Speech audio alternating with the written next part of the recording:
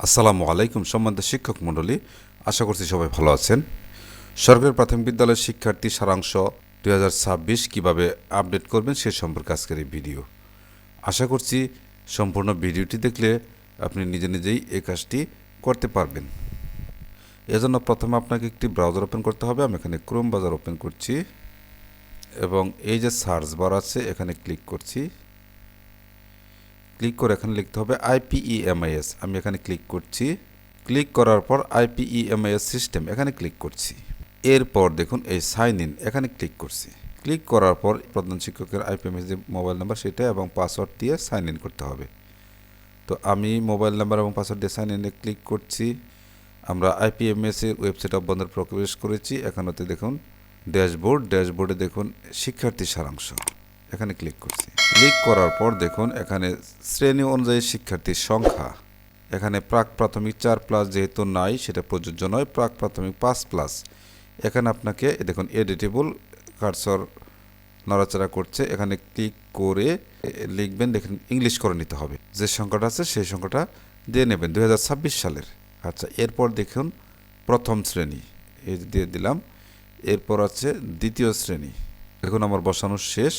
এরপর দেখুন পাঠদানের মাধ্যম অনুযায়ী শিক্ষার্থীর সংখ্যা, যেহেতু এখানে সকল শিক্ষার্থী বাংলা মাধ্যম তাই এখানে প্রাক প্রাথমিক যা আছে এখানেও তাই হবে, আমি তাই দিয়ে নিলাম।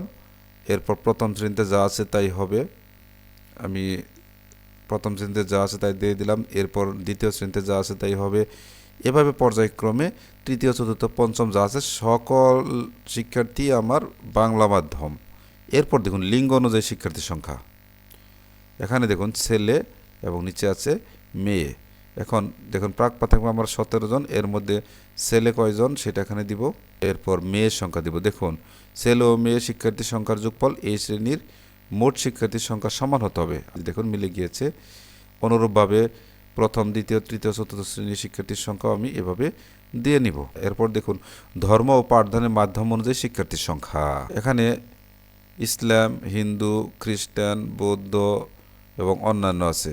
এই সকল ধর্মে যে শিক্ষার্থী আছে সেগুলোর যোগফল আমার মোট শিক্ষার্থীর সংখ্যার সমান হতে হবে। আমার যেহেতু সবগুলো শিক্ষার্থী ইসলাম ধর্মের তাই আমি টোটাল সংখ্যা এখানে লিখে দিলাম, অর্থাৎ মোট শিক্ষার্থী যা তাই এখানে লিখে দিচ্ছি। দেখুন এরপর দেখুন বিশেষ চাহিদা অনুযায়ী শিক্ষার্থীর সংখ্যা, দেখুন এখানে অনেকগুলো ক্রাইটেরিয়া আছে, এগুলো যেটার মধ্যে আপনার শিক্ষার্থী পড়বে সেই ঘরে আপনি লিখবেন। যেহেতু আমার বিশেষ চাহিদা সম্পন্ন শিক্ষার্থী নেই তাই আমি এখানে লিখছি না। এরপর উপজাতি / ক্ষুদ্র নৃগোষ্ঠী অনুযায়ী শিক্ষার্থীর সংখ্যা, এখানেও আমার নেই তাই আমি এটাও লিখছি না। এরপর দেখুন প্রতিটি শ্রেণীতে নতুন ভর্তিকৃত, একই শ্রেণীতে পুনরাবৃত্ত / রিপিটিং ও পূর্ব শ্রেণী হতে উন্নীত শিক্ষার্থীর সংখ্যা। আচ্ছা দেখুন প্রাক প্রাথমিক 5+, নতুন ভর্তিকৃত 16 জন, আর একই শ্রেণীতে অধ্যয়নরত অর্থাৎ রিপিটার। এখানে কি লেখা আছে, একই শ্রেণীতে নতুন ভর্তিকৃত, পুনরাবৃত্ত, রিপিটিং ও পূর্বের শ্রেণী হতে উন্নীত শিক্ষার্থীর সংখ্যার যোগফল এই শ্রেণীর মোট শিক্ষার্থীর সংখ্যার সমান হতে হবে। অর্থাৎ দেখুন আমার এটা সমান হয় না, আমি দেখুন এখানে একটি 1 লিখে দিচ্ছি। দেখুন এখন সমান হয়েছে, এখন দেখুন লাল লেখাটা চলে গেছে। এরপর দেখুন প্রথম শ্রেণীতে নতুন ভর্তিকৃত শিক্ষার্থীর সংখ্যা এটা, আর একই শ্রেণীতে অধ্যয়নরত অর্থাৎ রিপিটার এখানে দিতে হবে। এরপর পূর্ব শ্রেণী হতে উন্নীত, দেখুন দেওয়ার সাথে সাথে দেখুন মোট শিক্ষার্থীর সমান হয়ে গেছে তাই এখানে লাল লেখা নেই। দ্বিতীয় শ্রেণীতেও তাই অনুরূপভাবে আমি বসিয়ে নিব। এরপর তৃতীয় চতুর্থ পঞ্চম অনুরূপভাবে বসাবো। দেখুন আমার পঞ্চম শ্রেণী পর্যন্ত বসানো শেষ। এরপর দেখুন প্রাক প্রাথমিক শ্রেণী সমাপ্ত করে কিংবা সরাসরি প্রথম শ্রেণীতে ভর্তিগত শিক্ষার্থীর সংখ্যা, এখানে শুধু প্রথম শ্রেণী তথ্য দিতে হবে, এখানে কিন্তু কোনো রিপিটার তথ্য দেওয়া যাবে না। প্রাক প্রাথমিক না পড়ে সরাসরি এই বিদ্যালয়ে প্রথম শ্রেণীতে ভর্তিকৃত শিক্ষার্থীর সংখ্যা যতজন হবে তত দেবেন, যেহেতু নেই এখানে 0। এরপর অন্য বিদ্যালয়ে প্রাক প্রাথমিক সমাপ্ত করে এই বিদ্যালয়ে প্রথম শ্রেণীতে ভর্তিকৃত শিক্ষার্থীর সংখ্যা এখানে দিয়ে দিচ্ছি আমি।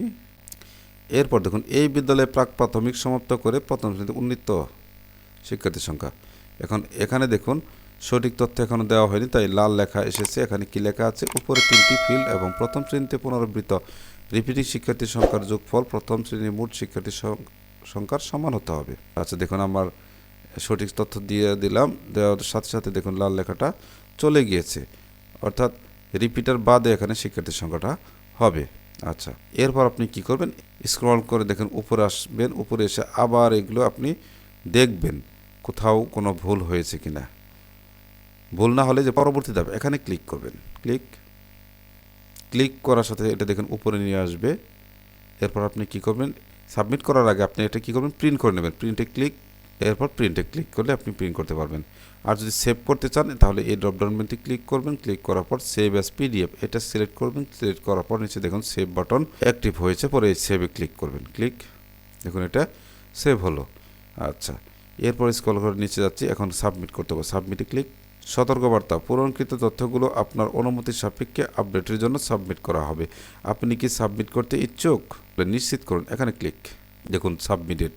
নিম্নলিখিত বিদ্যালয়ের শিক্ষার্থী সারাংশের জন্য একটি আপডেট অনুরোধ তৈরি করা হয়েছে। নিচে দেখুন বিদ্যালয়ের শিক্ষার্থী সারাংশ ফিরে যান, এখানে ক্লিক। উক্ত ফর্মের তথ্য আপডেটের আবেদনটি অনুমোদনের জন্য বর্তমানে জমা আছে। আবেদনটি সংশোধন করতে চাইলে তথ্য আপডেট করে পরবর্তী ধাপে যান।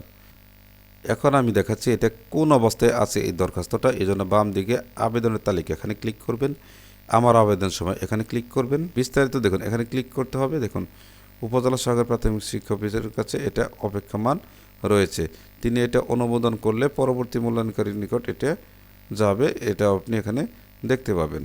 আচ্ছা, আশা করি বুঝতে পেরেছেন।